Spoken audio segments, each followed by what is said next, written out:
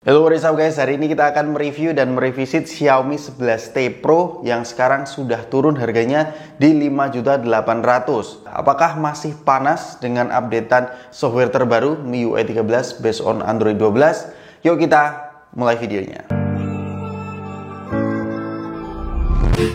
Hal pertama kita akan ngomongin soal harganya secara singkat. Jadi untuk varian 8/256GB itu 5.800.000, kemudian varian tertingginya 12/256GB itu di 6,4 sampai 6,5 jutaan. Jadi turunnya untuk kurun waktu kurang lebih 1 tahun itu sekitar 1.200.000. Kemudian isi di dalam boxnya itu cukup lengkap, ada SIM eject tools, casing, buku manual, dan charging 120 watt. Jadi perbedaannya di versi Pro ini salah satunya adalah chargingnya ini sudah 120 watt. Kemudian dari desainnya, Xiaomi 11T Pro ini mungkin bukan yang paling kekinian seperti HP-HP zaman now yang framenya itu mengkotak ala-ala iPhone, tapi finishing curve seperti ini jujur nyaman banget dipegang kalau nggak pakai case.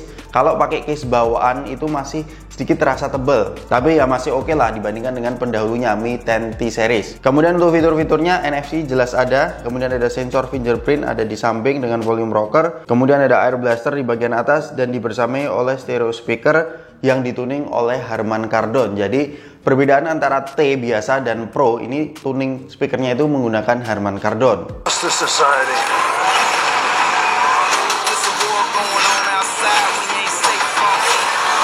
Kemudian ngomongin soal softwarenya, Xiaomi 11T ini mendapatkan update software sampai 3 tahun. Jadi ini diprediksi sampai Android 14 ya. Kalau hitungannya pada saat rilis itu Android 12. Kemudian ini kemarin saya sudah update di MIUI 13 based on Android 12. Kita tahu bahwa setiap update software itu jelas ada perbaikan ya dari sistem dan optimalisasinya. Nanti akan saya kasih tahu di bagian performa dan kameranya. Kemudian untuk layarnya diagonal 6,67 inci, layarnya sudah menggunakan AMOLED, refresh rate-nya sudah 120Hz, kemudian sudah mendukung HDR10+, dan produksi warnanya 1 miliar warna. Yang berbeda antara versi non-Pro dan Pro ini itu adalah fitur Dolby Vision-nya. Jadi yang versi Pro itu ada Dolby Vision-nya. Kemudian yang selanjutnya untuk spesifikasi dan performanya, right off the bat, ini ada dua tipe RAM 8GB dan RAM 12GB. Snapdragon-nya itu Snapdragon 888, UFS 3.1 dan baterainya 5000 mAh.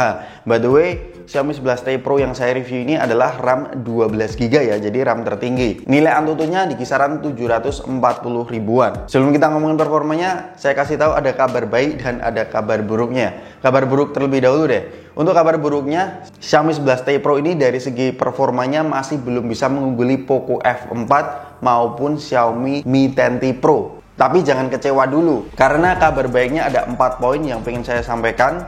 Yang pertama adalah untuk benchmark yang lain seperti CPU throttling ini ternyata kok lumayan bagus ya. Selama 15 menit pengujian terbilang oke ya untuk Snapdragon 888. Grafiknya memang turun di bawah 80% itu di menit 12. Dan hasil ini cukup surprise karena jika kita bandingkan dengan Xiaomi 11T biasa yang digadang-gadang lebih bagus dibandingkan dengan 888, justru untuk hasil CPU throttling di updatean terbaru ini lebih bagus dibandingkan dengan 11T biasa. Kemudian poin kedua adalah performanya menurut saya bagus-bagus aja untuk Genshin Impact. Saya coba low 60 fps bahkan medium 60 fps itu ngeframe-nya baru kerasa di menit 12 sampai 15 ya. Ngeframe-nya pun itu pada saat perang, pada saat animasinya keluar, pada saat rame gitu ya. Jadi frame-nya pun di kisaran 30 fps. Jadi masih nyaman banget untuk bermain Genshin Impact. Itu pun mode balance dan saya tidak menggunakan cooling fan ya. Jadi FPS rata-ratanya di kisaran 30 sampai 40 fps setelah 15 menit.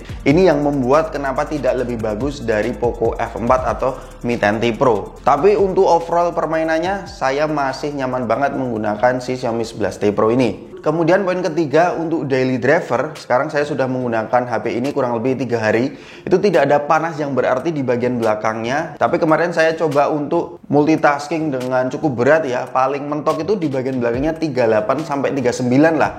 Jadi ini masih sangat nyaman untuk daily driver. Jadi saya bisa simpulkan Snapdragon 888 di Xiaomi 11T Pro ini lebih adem dibandingkan dengan Mi 11 dan ROG yang sudah pernah saya review. Sampai-sampai kedua smartphone itu ganggu banget untuk daily driver. Tapi kalau ini menurut saya sudah oke-oke aja. Untuk membuktikan poin ketiga itu, saya mengecek suhunya pada saat bermain Genshin Impact selama 30 menit dengan settingan low di 60 fps dengan ruangan tidak ber-AC.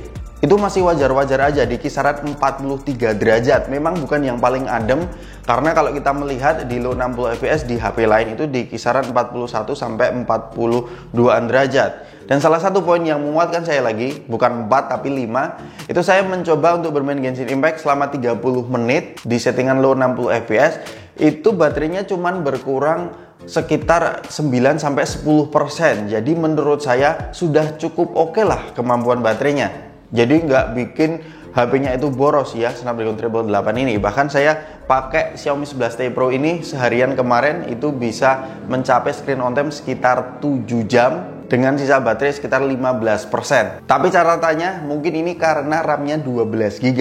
Kalian tahu kalau RAM-nya tinggi itu jelas untuk multitasking lebih enteng sehingga kinerja prosesor tidak terlalu terforsir. Apakah RAM 12GB ini membuat lebih adem suhu di Xiaomi 11T Pro? Bagaimana menurut kalian? Kalau kalian pakai yang versi RAM 12 atau versi RAM 8GB, panas atau enggak? Kasih tahu kita di kolom komentar di bawah. Tapi catatannya kalau teman-teman menggunakan charging 120 watt itu memang bagian belakangnya cukup hangat-hangat, cenderung ke panas ya. Jadi teman-teman jangan sering menggunakannya karena saya tidak menemukan di setting itu untuk mematikan 120 watt. Cara saya untuk tidak sering-sering menggunakan charging bawaan itu saya menggunakan charging third party seperti Ugreen ya. Dan catatan kedua adalah pada saat HP-nya panas, memang experience multitaskingnya 120 Hz-nya itu agak sedikit stutter. Itu saja sih catatannya. Kemudian yang selanjutnya untuk kameranya, kalian bisa lihat sendiri speknya, tapi saya akan sharing hal apa yang di downgrade di Xiaomi 11T Pro dibandingkan dengan Mi 10T Pro. Yang pertama,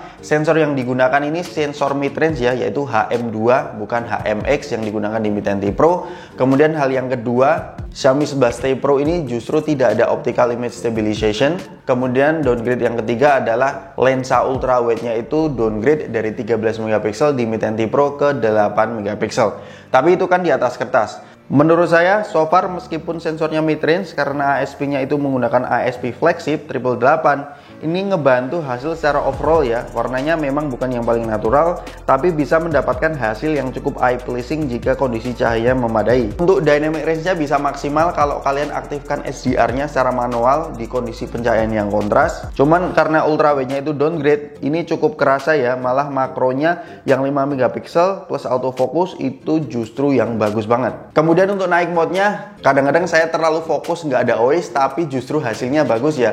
Bahkan kekuatan point and shoot Xiaomi 11T Pro itu lebih bagus dibandingkan dengan naik mode-nya Mi 10T Pro.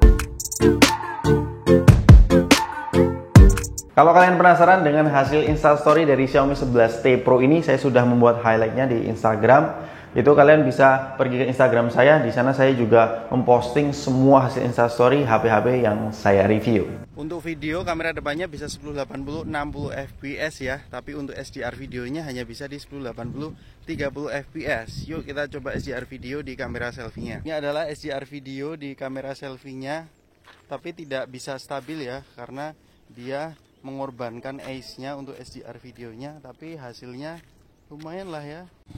Untuk 4K 60 fps nya surprisingly meskipun tidak ada OIS, tapi ini stabil ya di Xiaomi 11T Pro.